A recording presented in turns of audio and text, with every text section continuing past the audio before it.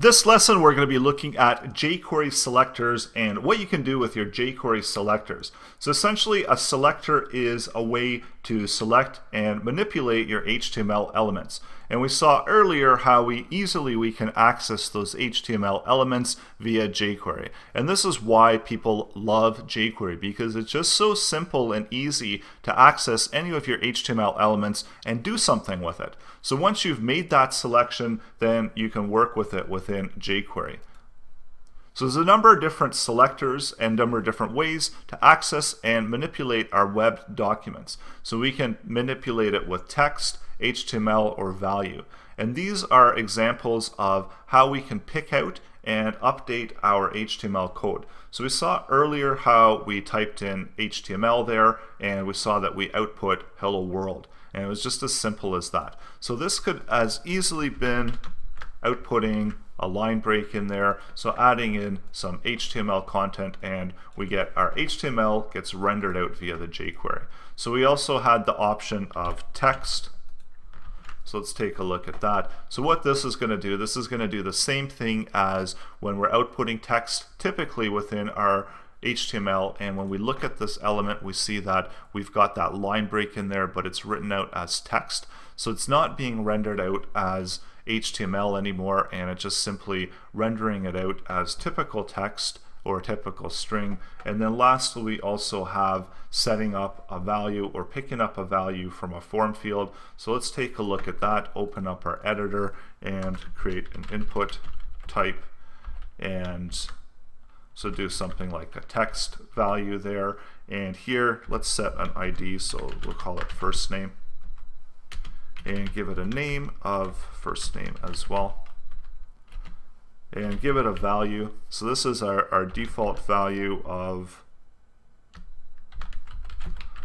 so default value of Lawrence, and save that. So now the same way that we pick up our HTML, we can also get the value there as well. So let's update this, and I'm going to output, so $, and then make our selector. So we're going to make our selector of first name, and here we're going to pick up the value that's contained within there. So how about we take this and we can assign a variable, so holder, and then instead of outputting hello world, let's output the value of this variable. So what do you think is going to happen now when I refresh it? And we see that we got that output of Lawrence. So it's not updating, it's not interactive quite yet, but we do see that we've got the output of Lawrence. So it's actually taking whatever that default value is when we're loading the page, and it's simply outputting it within that output element that's right above the input there. So if we were to change that default value, we'd see something different there.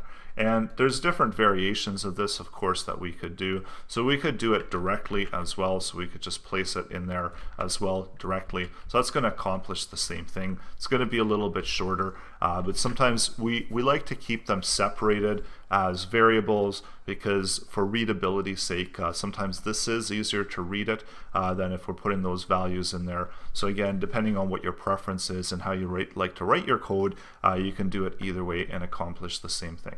So for input fields, it's value. For HTML elements, for just regular divs and stuff, we've got text and we've got HTML.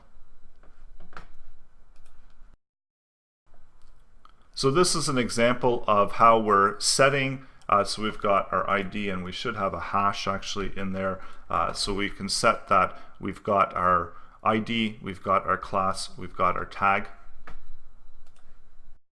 And these are the different ways that we can select. So same way as we're using CSS, we can select our ID, our class with a dot class, and then just our tag. And notice here that if we just simply select class, and if we've got a number of instances of that class being used, so if we had an unordered list, and let's do some list items here, so they've got class, so just do list item, and so if we had a number of these, and if we selected the value for the LST item. So let's do that really quickly.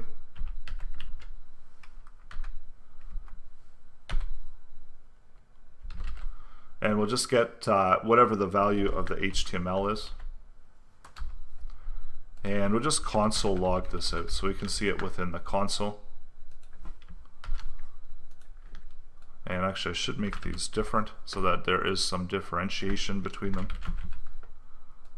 And do this one at 4, and then lastly we'll just do 5 here. So let's go open up our editor or browser and check this out. And we see that when we select out the class, we do indeed get the first one being returned back, which was 1. So all of these ones consecutively, we could loop through them, and there's a number of different ways to return those. And I'm going to be getting into that in the upcoming lessons as well. So that's how we can pick up information from our HTML and utilize it within our jQuery.